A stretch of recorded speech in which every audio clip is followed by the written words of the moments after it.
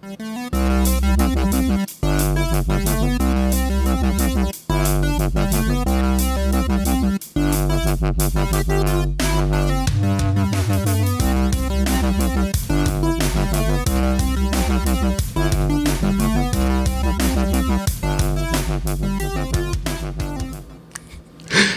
everybody, welcome to another episode of the LitRPG podcast. I am Ramon Mejia. I'm here to bring you the latest LitRPG news, reviews, and of course author interviews, and this week is episode number 106 of the show. So thank you very much for hanging out with us.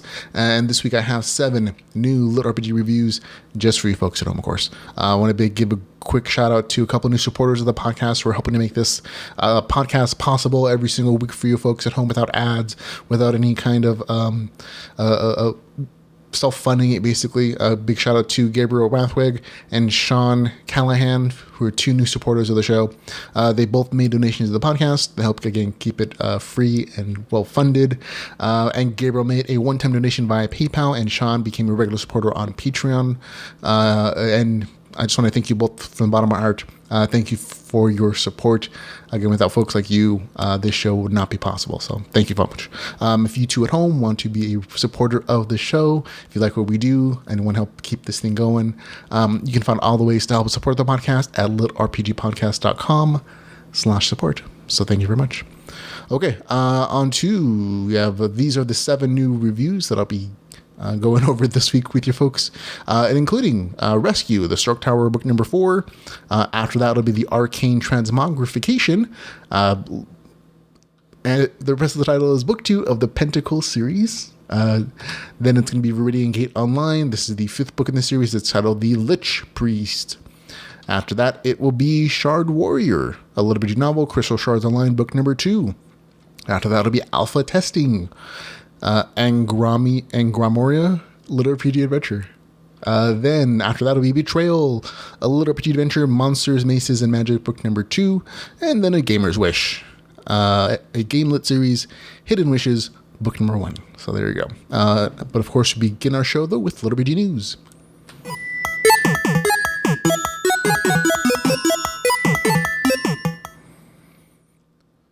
Only there's no LitRPG news. Sorry, there's just been a slow news week in the LitRPG community. Nothing really super exciting or amazing or tragic, thankfully, has happened recently.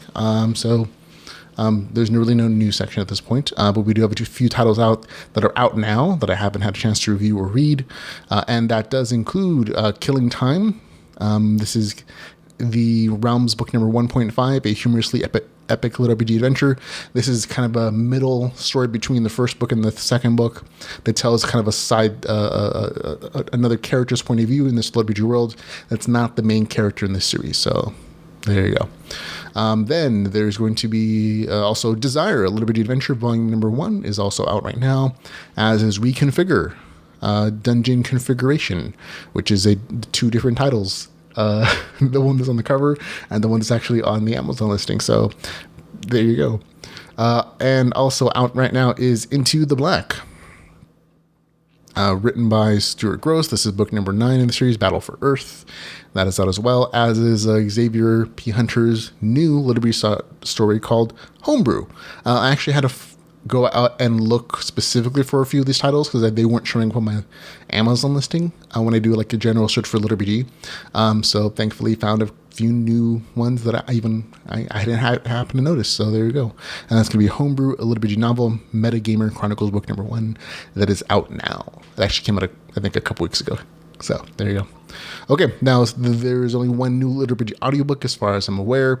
That's the Dungeons, Burden, and Slime Dungeon Chronicles book number 4 is out as an audiobook. Now, you may have had a hard time finding it because it is oddly enough listed not under general sci-fi and fantasy, which is where I look for most LitRPG audiobooks, but apparently it's listed under children's book on Audible.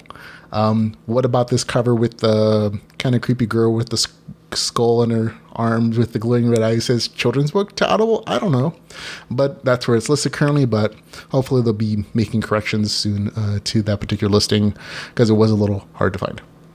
Okay, now up next is the upcoming LitRPG titles that I know about. This is just a list of titles. There are a few new additions to this list, though, but you can, of course, skip ahead to the regular reviews if you wish to. But out on April 7th, only a couple days from now, is going to be Critical Failures, book number 6. That's right, book number 6 in this series is out. It's going. Robert Bevan had pleasure to meet the gentleman at DragonCon 2017 last year. Really nice guy. Always support his work. Super hilarious stuff, but it is very potty humorish. Sex jokes galore, foul language, so it is for adults, but it is very funny. It's one of the funniest LitRPG titles that I've ever read, but of course it is according to your particular taste in humor, but it is getting the 6th book in that series is out on April the 7th. On April the 10th, it'll be Absalom's Fate, a LitRPG quest. On the 13th of April, The Hobgoblin Riot, which is Dominions of Blades, book number 2. That one will be out at that point. This one is new to the list on April the 17th. It'll be The Mist of Erentia, Realm of Archon, book number 7 will be out on that series. So looking forward to that. April 23rd, Countdown, Rally Benders, book number 1. April the 24th, World and Steel. That's going to be Pharaoh, book number 9. Short story collection from the good folks at Magic Dome Books is going to be Urine Game, book number 2, out on April the 30th. On the May 10th rather, it'll be Mightier Still. And then on May the 10th, it'll also be Blind Gambit, a GameLit RPG novel. Looking forward to seeing which one it is, or both, I don't know. On May the 17th, it'll be World of Karnak, book number 2. On May the 24th, it'll be God Mode, which is Alter Game, book number 3. On May 27th, Kingdom Level 5 will be out. On May 28th, it'll be Trial by Fire, which is the second book in the Arcane Online Chronicles series. On May the 30th, it'll be The Dead Rogue. This is, again, a new book from a different Russian author. So it'll be fun to see something new. And there you go. That's it. That's all the stuff that I know that's coming out. And again, folks, if at home, if you have a LitRPG title coming out that is not up for pre-order, but just want people to know about it, send me a message. I'll be more than happy to do an early read on that, or to just put up information about it, as long as it actually is LitRPG. That is, of course, a good qualifier because this is the LitRPG podcast. And so that's what I review here. So feel free to send me information you have on things that aren't on this list, or things that you find maybe that I happen to miss for some reason, either upcoming or that have just come out. You can always send that information to feedback at geekbytepodcast.com. Again, that's feedback at geekbytepodcast.com, or litrpgpodcast@gmail.com. Either one of those emails will get the information right to us. You can also, of course, message us on Facebook or Twitter. Okay, on to new releases and reviews.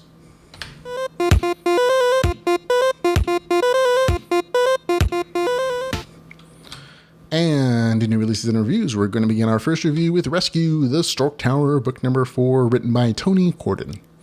So there we go.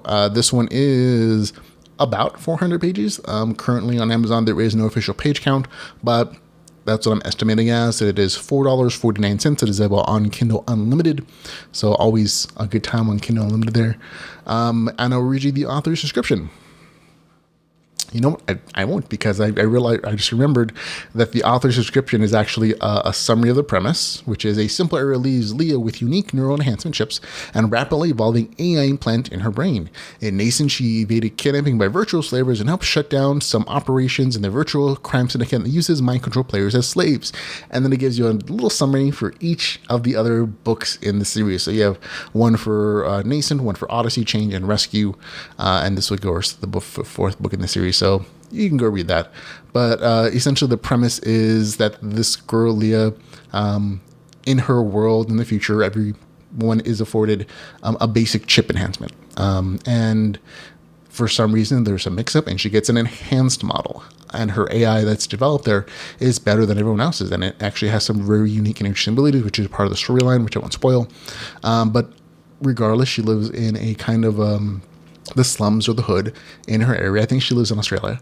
And it is a very interesting story that combines her trying to make a living in the virtual world, finding enemies and people who are opposing her, and kind of stumbling into like these big, massive secret things and some secret information that people want, and also making an impact on the real world and her community using the fact that she can transfer resources or store resources from the game worlds that she plays to real world money. And there's a bunch of like serious plot lines, which it'll take me an hour to summarize. I'm going to summarize all 4 series, but that's kind of the core of the story. Okay, so my review of the story at this point. This is a good addition to the series. If you've liked the other novels in the series, this is not going to disappoint. It's a good addition. It has all the action, adventure, intrigue, RPG gameplay, sci-fi, AI stuff that you've loved come to enjoy about the series by this point. And this is kind of the case whenever I start reviewing like book 2, 3, 4, 5, 6, 7 in the series. If you're into the series by this point, you probably already figured out whether you like it or not. And most of my reviews are about, something changes, that it might change your opinion of it, or it continues on in a good way. And this definitely does continue on. The real life storyline in this novel is kicked up a notch. In this one, Leah's family members kidnapped, and her expanding crew of teammates and employees has to decide how to find her mom and if they're going to give in the kidnappers' demands. There's also advancement on several other storylines, including possible traitors to her group and the main character's schooling, which is a whole storyline in itself. There are also in-game advancements.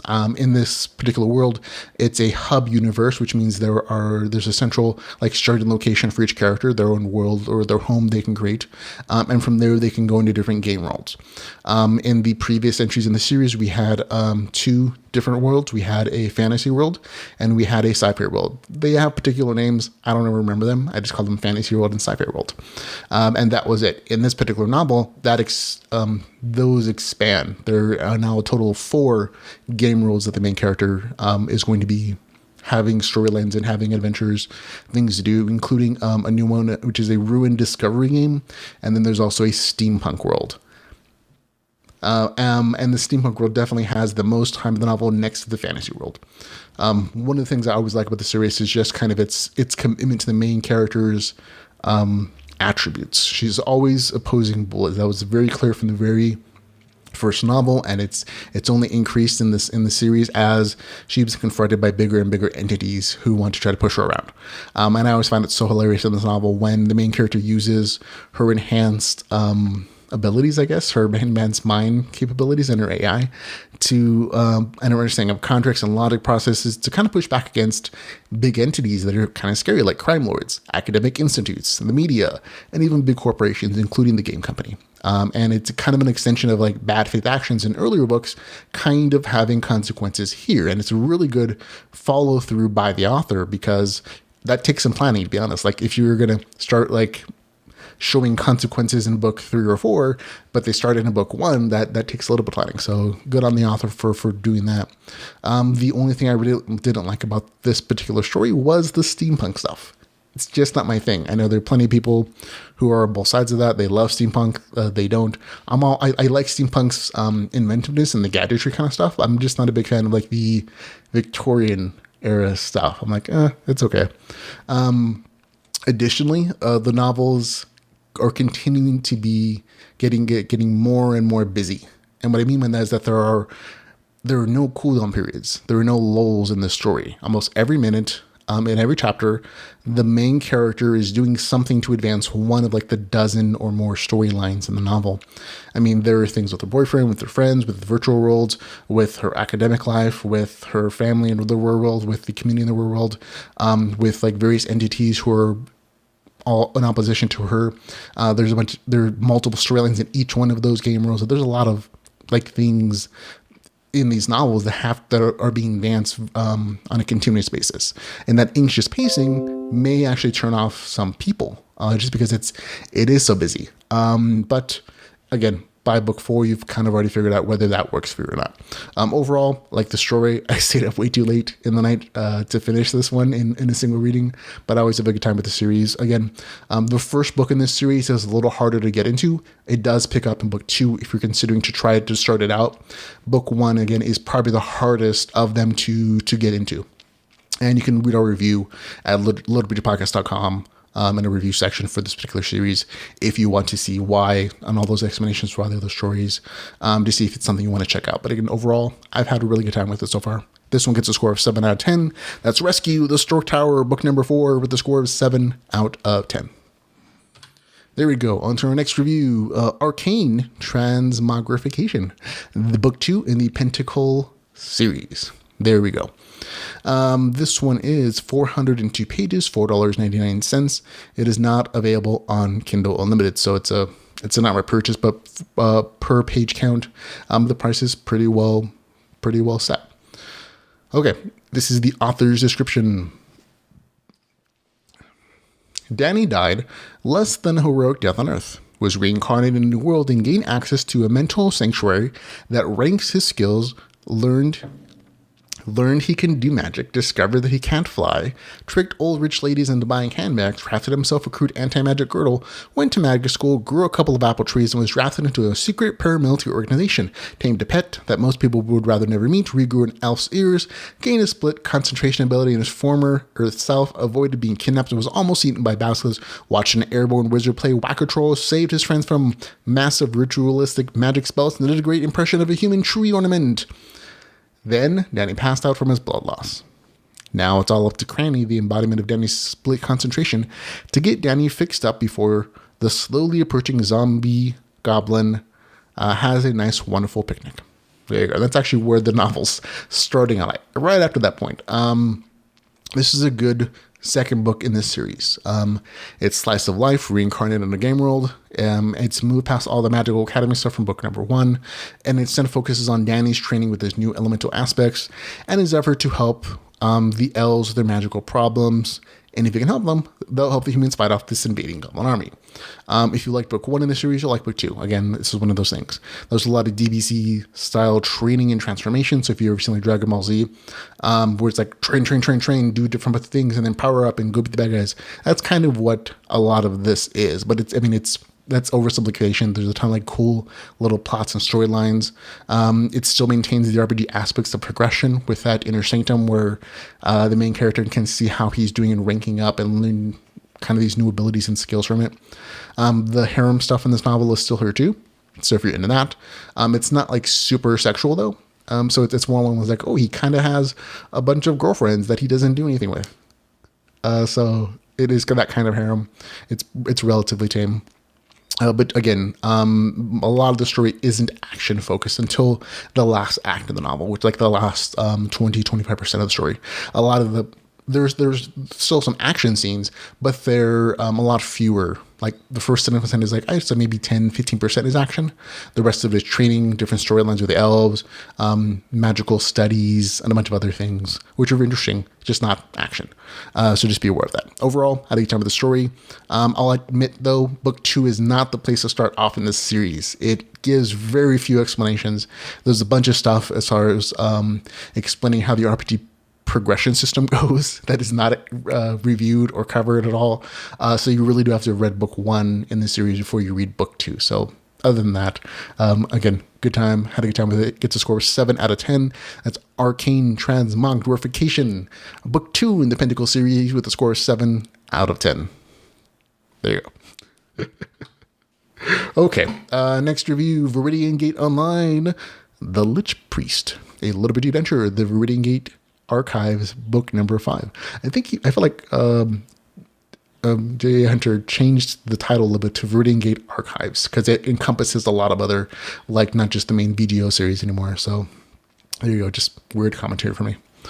Okay, this one is 289 pages. It is $4.99. It is available on Kindle Unlimited. I will read you the author's description.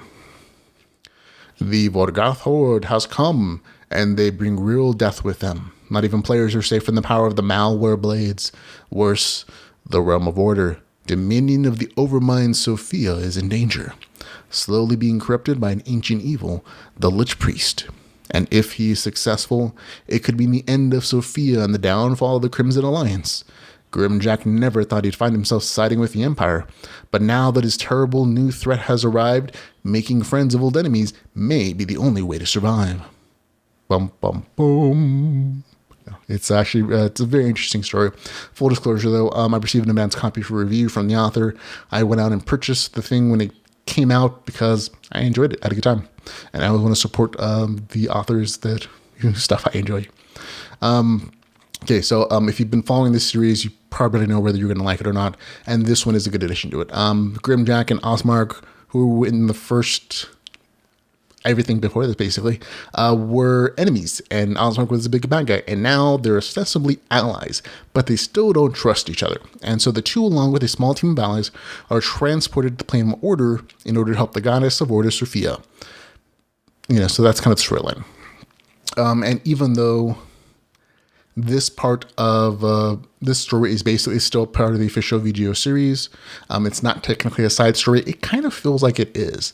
And that's mostly because of the way that it's set up. All the adventurers, the main character, Osmark, the other secondary character in the story, they're all kind of whisked away from the regular game world, and they're sent to this like pocket universe, the plane of order. And nothing that really happens there impacts the larger war or the main storyline. Like, yeah, there were some really good character arcs. There are some good battles. There's a bunch of there's some new loot that's going to be coming into play in the main storyline. But for most of it, it's kind of just a series of capture the flag like raid battles, and that's not bad. It's just it's entertaining. It is. It just doesn't really have an impactful meaning to advancing the main storyline. And that for some people, that's going to be great. For some people, that's not going to be great.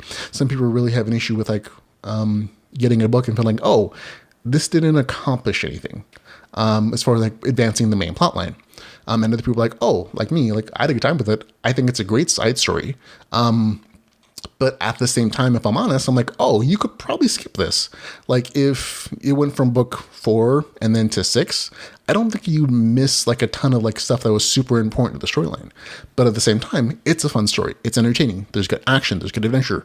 All the things you like about the series are here. And it just kind of feels like a bottle episode of a TV series. It's fun, interesting, but also something you can skip if you don't have the money for it, or if you have something else you just have to read and you can come back to this later. So that's kind of it. Enjoyable story. Had a good time with it personally. But again, it just kind of felt that way to me, at least. But again, if you enjoy the series, you're going to enjoy the story. Gets a score 7 out of 10. That's going to be Viridian Gate Online, The Lich Priest, A LitRPG Adventure, The Viridian Gate Archives, book number 5. Such long titles. With the score of 7 out of 10. So it is a good read. Okay, on to Shard Warrior, a LitRPG novel, Crystal Shards Crystal Shards Online, book number 2, written by Rick Scott. So there you go. You might have remembered book 1, The Dodge Tank. This is the second book in that series. Okay, it is 364 pages, $4.99. It is available on Kindle Unlimited, and I'm going to read you the author's description. Becoming a Dodge Tank was just the beginning. The world boss is defeated, but Ryan's troubles are far from over. Transported to a new world, Ryan and his friends must figure out how to save their home city of Citadel while learning to survive in a game world where death is now all too real. But first, Ryan must keep his promise to Valhalla and sets out on a dangerous quest to the Vale of Sorrows to defeat the Shadow King. With an enemy 10 times stronger than a world boss, Ryan will have to do some serious leveling up as a dodge tank to be fit for the task. When Ryan encounters a fellow gamer with an agenda of his own, Ryan finds his plans not only derailed, but his very life threatened by an enemy of his own making. Ryan will have to grow in both level and maturity to face the difficult struggles ahead, but the game has more secrets to reveal, and the enemies lying just below the surface may be more terrifying than anything he could have imagined. So there you go. Okay, at the end of book 1, the main character, Ryan, he helps speed the world, but that's the beginning there. He and the winning group, again, this is going to be slightly spoilery. There's no way around it, so if you just want another review, it gets score 7 and 10, good time. All the kinds of, because a lot of this review, even the novel's description, is a little spoilery for book number 1 if you haven't read it. So heads up. Okay, at the end of book 1, the main character Ryan, he defeated the world boss, and him and his group were transported to the real world as their avatars. So they saw their game powers, and in this particular series, the larger world has been taken over by nanites and AIs. So the surface world is kind of uninhabitable for regular people. And so in this universe, in this particular entry in the series, they can go there as their avatars, but it comes at a particular nanite cost to the city. And so very few people do it. And so part of that storyline was that, that whole game in book 1 was kind of a test to see who was good enough to go and trying to go in the outside world to get the resources that the Citadel needs to actually survive. So good storyline. Really enjoyed it. Here, there's also a secondary storyline that Valhalla, she wants to rescue her friend who's trapped in Lazarus. Again, that's part of the novel description. Not spoiling anything there.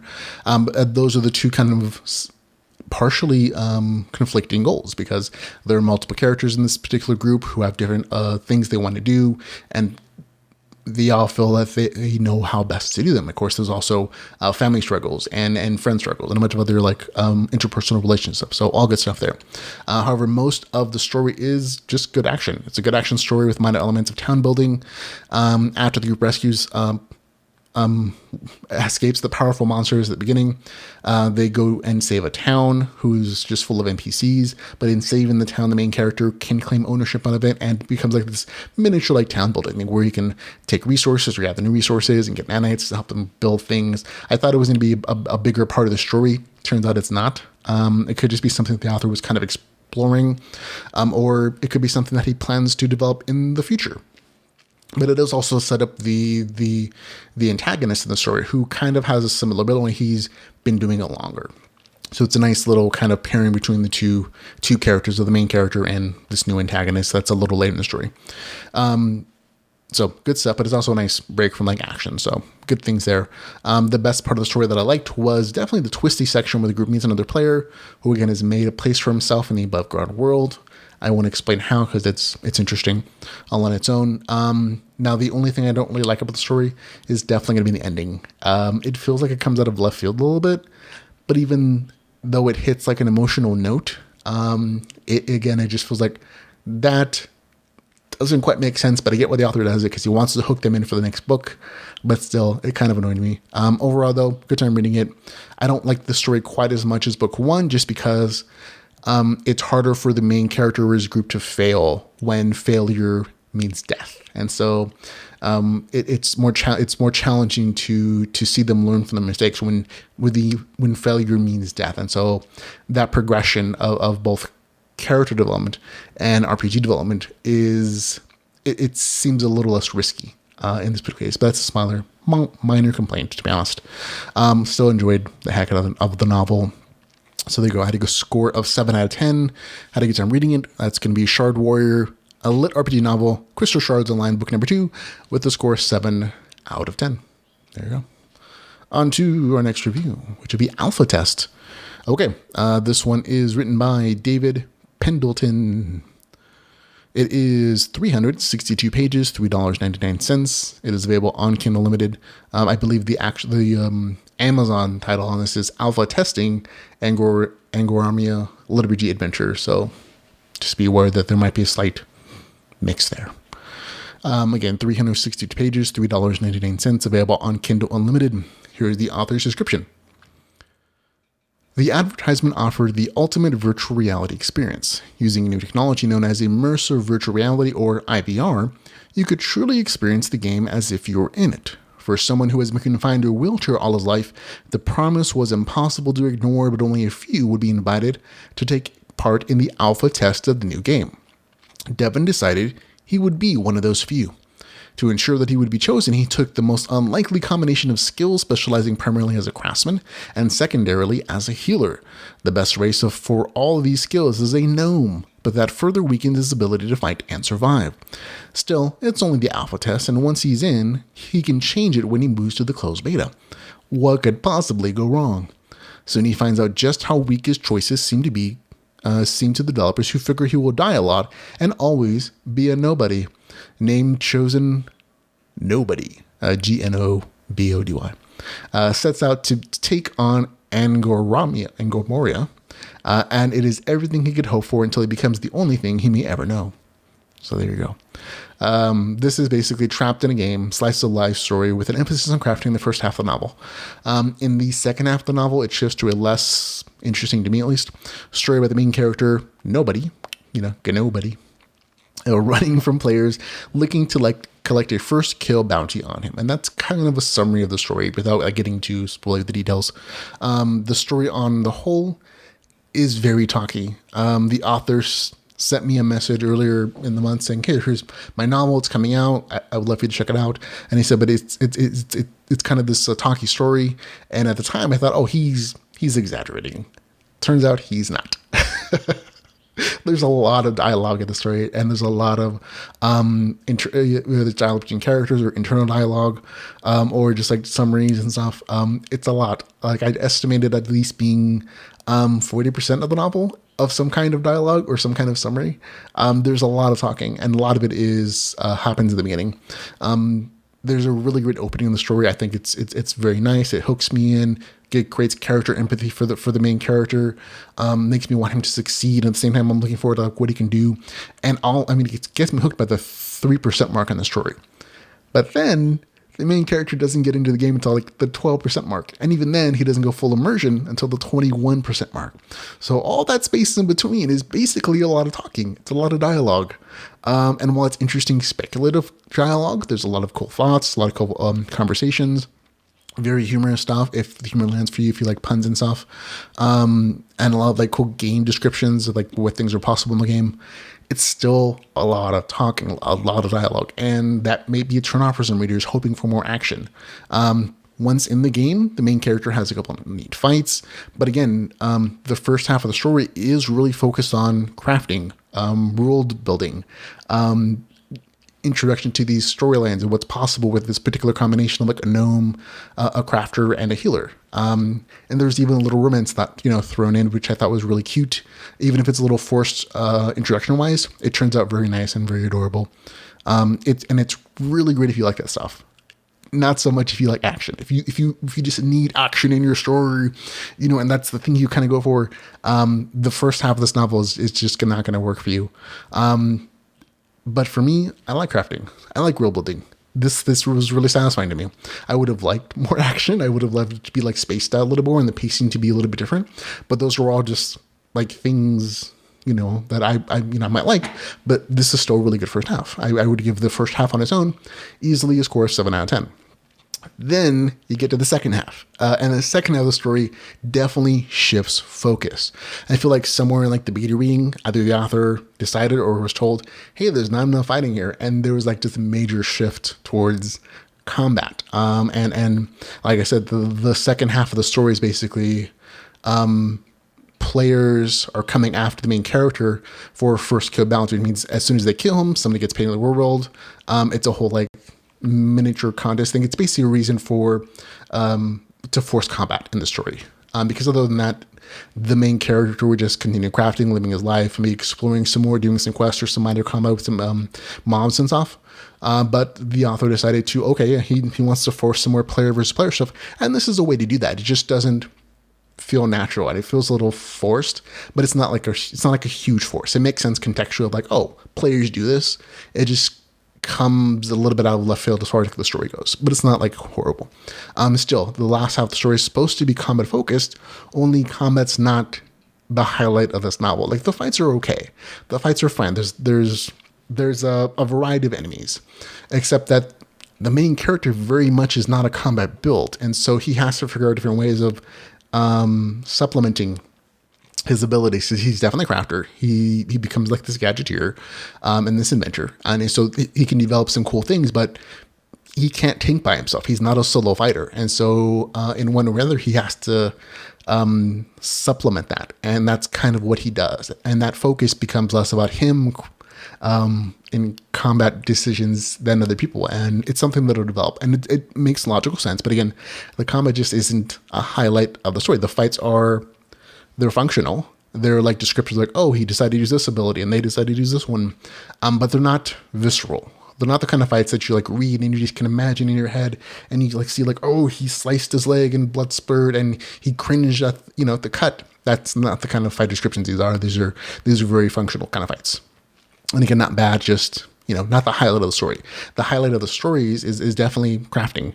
It's definitely the dialogue, the punny humor, the interpersonal relationships, the world building. All that stuff is much better done, at least to me. So the attempts to kill the main character with like this whole bounty thing, which again doesn't really make sense to me, kind of felt like there were interruptions to what otherwise would be like a fun slice of life story. Overall, again, I like the story, but that second half of the novel just kind of dropped the best things I thought were going for it. It just kind of dropped them. I'm like, okay, that's a decision. It is what it is. Also dropped my enjoyment of it a little bit. So I can't quite give it a 7 out of 10. I'd give it a 6 out of 10 overall as a story. That's a score of like a 6 out of 10 again for alpha testing, Angromoria, LitRPG Adventure. But again, still essentially a good crafting story in the first half. And again, plenty of good punny humor if it lands for you. If the jokes in this novel land for you, you're going to find a good time overall anyways. But for me, again, it gets a score of 6 out of 10. So there you go. Not bad, not boring at all. It's just couldn't quite make good because of the second half of that story. So there you go. Okay, on to our next review. Betrayal. Betrayal. A LitRPG adventure, Monsters, Mazes, and Magic, book number 2, written by Terry W. Irving II. Don't see many seconds. Here we go. It is $2.99. It is 273 pages. It is available on Kindle Unlimited. Here's the author's description. Glenn, a college sophomore, hasn't gotten used to being a gnome healer, trapped on a world that functions under the rules of monsters, maces, and magic. Of course, acclimating isn't the plan. He, along with the other players drawn into this RPG world in the form of their characters, want to escape and return home. Stephanie, Kirby, Ron, Derek, and Glenn survive their first adventure into the Darkheart Swamp and are approached to once again enter the dismal marshlands. An elf maiden, daughter of a baronet, has been taken captive by a band of goblins, and gold is offered for her rescue. Gold is needed, not only if the party hopes to escape the game world, but to live and survive its perils. Glenn and his party take the mission, even though they weren't the first choice. Beyond that, the foul swamp and its evil denizens may not be the greatest danger. A seer warns that their greatest threat lies in betrayal. So there you go. Okay. So, overall, this novel essentially gets the same kind of review I gave book number 1. I tried book number 1, didn't really quite land for me, and book 2 kind of falls in the same realm for much the same reasons. When I read the series, I always kind of feel like I'm reading a fantasy story. Now, I'm not saying it is. It is LitRPG. There plenty of game mechanic talk. There were even in this particular entry in the series, the characters actually get to see their character traits in like their dreams as they rank up, level up. But the reader doesn't, and that's kind of a perfect example of like how the author decided to incorporate the game mechanics in this series. In the larger story world that these characters inhabit, the world is fantasy. It is. It's 100% fantasy. It's only among like these characters, these I think it's like 5 characters, that the game mechanics makes sense. And it's almost like they're seeing this fantasy world through the lens of like what they know about this tabletop RPG game. And so all the game mechanics are just like them discussing things or them thinking about them. Like, oh, I know why I can't hit this monster. It's because my rapier doesn't have a nice dice roll.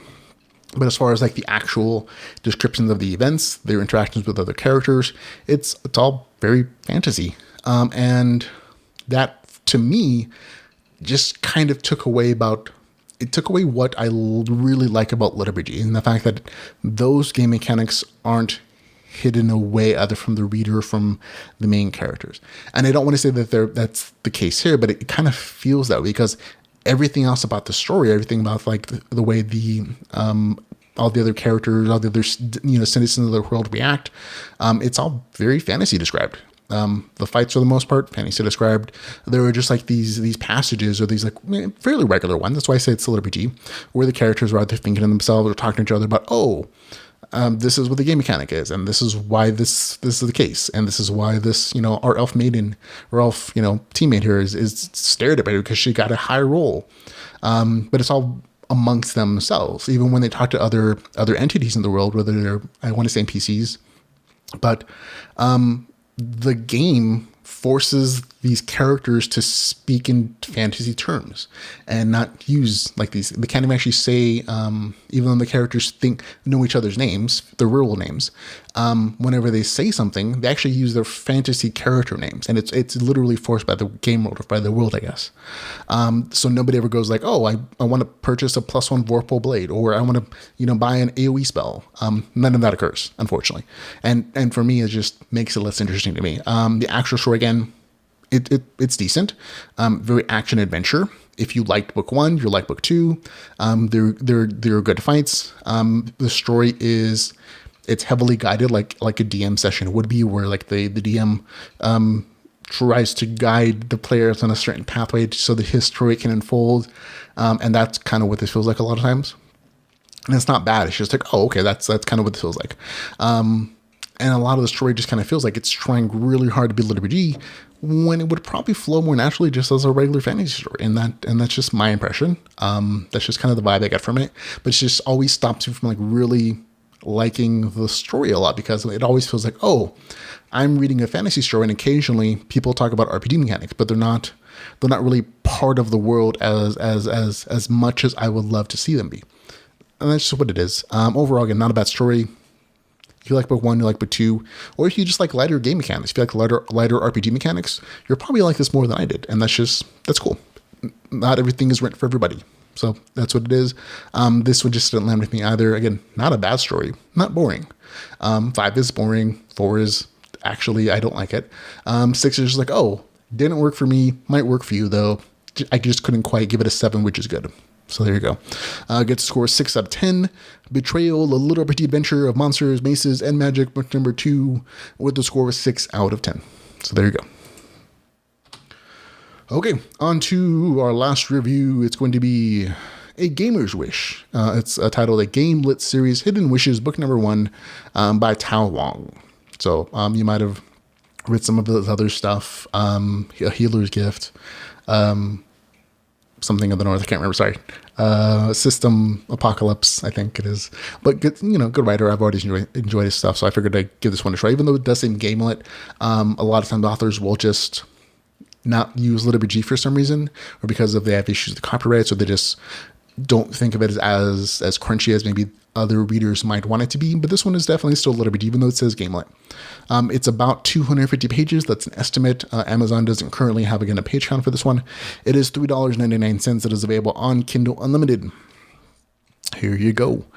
Now I will read you my description of the novel, just because the author's one is super, super short. Henry is making a living purchasing goods at auction and reselling them. He buys an old briefcase and finds a genie inside that is willing to grant him 3 wishes. So what's the first thing he asks for? Like any good gamer, he asks for magical powers granted to him in an RPG leveling scheme. Now Henry has not only to learn how to use his powers, but quest for experience, while earning a living in this newly exposed urban fantasy setting. So there you go. That's my description of the story. And I think it is pretty good. This novel is essentially urban fantasy and LitRPG combined, which is kind of fun. Although it doesn't start out as urban fantasy at all, and it was kind of a surprise to see the shift. It happens a little bit into the story. The beginning of the story starts off fairly normal. He's a guy. He's in his, I think, 20s. He's trying to just earn a living, reselling products. He buys cheaply at auction, and he just happens to stumble along to the genie, and he grants her, and he gets a wish granted. The genie becomes a good part of the story. She kind of becomes a DM in the story, where she's kind of guiding his questline experience, making sure the quests she gives him are level appropriate, granting him new powers and new abilities as he levels and gains experience. But as soon as he gains his magic powers, he kind of sees the world different. It's like the veil's been lifted, and you can see all of the mythical and magical urban fantasy creatures that were just hiding there all along, which is very urban fantasy. Seeing the hidden world. And so there is that new aspect to his world, where he has to adjust not only to his new powers, but also to the fact that there are creatures of myth and legend just hanging around and living in his neighborhood, and they've lived there longer than he is, because he just didn't see them as like as a human, as like somebody without magical powers. So it's a very interesting combination of those two concepts, like, leveling up, increasing in power, but also dealing with these magical entities and kind of seeing how they're developed and used in the story. It's kind of fun for me, at least. The game mechanics in the story are pretty light, but they're consistent. They kind of consist of like mostly informational stuff. The main character's powers are gradually improved. He gets new spells, and his level of understanding of magical theory increases as his levels increases. And there's literally says main character's name, level 1, 40% experience points, or as he continues on, 80, 90, then level 2, all that good stuff. But also a list of like his spells that he knows. And again, he gets new spells or improved versions of the spells he has currently as he levels. But also in the story, there are also things like notifications, damage notifications in the story, magical spell increases, like increasing his infinity of the spells, all that's given to him as notifications from the genie's powers, basically. So there's a lot of like familiar RPG stuff that you're going to see in the story, which is why I'm like, oh, this is definitely LitRPG, even though it says GameLit. I'm like, oh, it's a light RPG mechanics because it only applies to him and his increasing of his magical abilities. Like nobody else sees this stuff, nobody else applies to the stuff. Like he'll get information about, estimating that monster you're fighting is like level 4, but nobody else, none of the magical creatures, none of the magic that other people have is associated for them with this RPG system. It very much is for him. Like he's seeing all these things through the lens of this world and changing some rules so that it benefits him in like this very gamer kind of a way. But for me, super fun, had a good time reading it. I liked, again, the supernatural elements and the magical urban fantasy stuff combined with the LitRPG story. It's kind of a neat change. I sort of read something similar to that, so I'm like, I was already kind of into that kind of thing anyways, so that's why I like it, of course. It's a good, overall, just a good slice of life adventure. And what do you mean by slice of life? If you've never heard that term.